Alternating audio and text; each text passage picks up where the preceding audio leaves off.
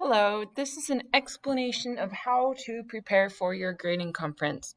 So you're going to come here to week 8, October 4th through the 8th, and click on the grading conference prep assignment. And then you're here, and you can watch an example of a grading conference, and then you can come here. So we're going to click open up this reflection document, make a copy, wait for it. Okay. So important things to know is first off, meeting all the bullet points is a B. You have to meet all of the bullet points and show proof of going above and beyond to get an A. So these are the bullet points. This is the above and beyond. If the proof is from this class, it must be turned in on Canvas for you to use it. If the proof is from outside of class, please bring the proof to your grading conference. At the very end of this document is a chart that maps out which assignments go with which objective. Okay, so critical thinking. The objective is I cite strong text evidence to support my analysis of how literary elements affect the text theme, purpose, or plot. And then I write bullet point 1, I write a literary analysis paragraph using claim, evidence, and reasoning to explore how a literary element affects the text theme, purpose, or plot. I make inferences on how what I notice affects the author's purpose, theme, or plot. And then I keep a reading journal. So the reading journal is really just all the paragraphs you turned in. All the paragraphs you turned in should be that one. And then obviously the literary analysis paragraph. So what grade would you give yourself in this objective? So let's say I've turned in everything on Canvas. I'll be like, well, I'd give myself a B because I did all the CER paragraphs and the literary analysis paragraph. Okay, and then you have to look at your proof. So, like, I would just put realizations, paragraph, imagery, paragraph, and repetition paragraph. Literary analysis paragraph. Okay.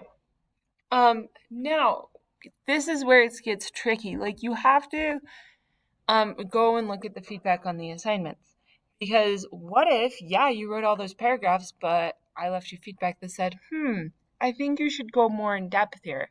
Or, you should have more evidence. So this is where the discussion comes. Because, like, let's say, yeah, you wrote all those paragraphs, but let's say you didn't make them very deep. Like, you don't make very deep inferences. So, for example, you just read about how the imagery describes the magic chair and how the chair is magic, and that's the purpose of the imagery. That is not very in-depth. However, if you were to go more in-depth, you might say the imagery describes the magic chair, and the chair is magic because that helps the character realize that the guy he's visiting is actually a wizard. And so since the guy he's visiting is a wizard, then that makes, I don't know, and then you go off for a second. So this is why you need to include the feedback. So I actually want you to put some of the feedback down here. So then that way I know you've looked at it, because otherwise it will turn into an interesting discussion where we actually come to the conclusion that maybe you're more like a C instead of a B. So it's important to look at the feedback. Same thing down here. Engaging narrative is the memoir. So really, the proof would be like the memoir. And then explain how well you did in the memoir. ... With the memoir, you want to make sure that you write the final memoir reflection. And final memoir reflection, because that's the essential part where you explain how I have used literary elements to improve my story. And you explain how I've used sentence structure. So literally half of the communication objective comes from the memoir reflection. So it's pretty important.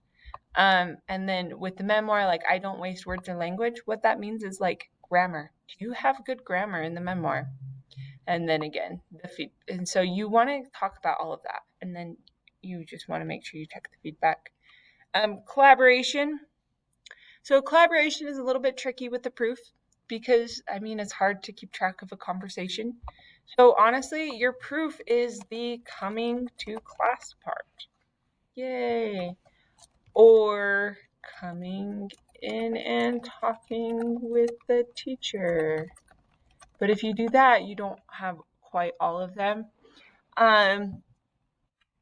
You can use some proof from outside of class, but not a ton. Most of it should come from in class. So this is why I made 10% of your grade just like automatic coming to class, because it's this important. And you can also use outside of class examples, but that's only for the above and beyond.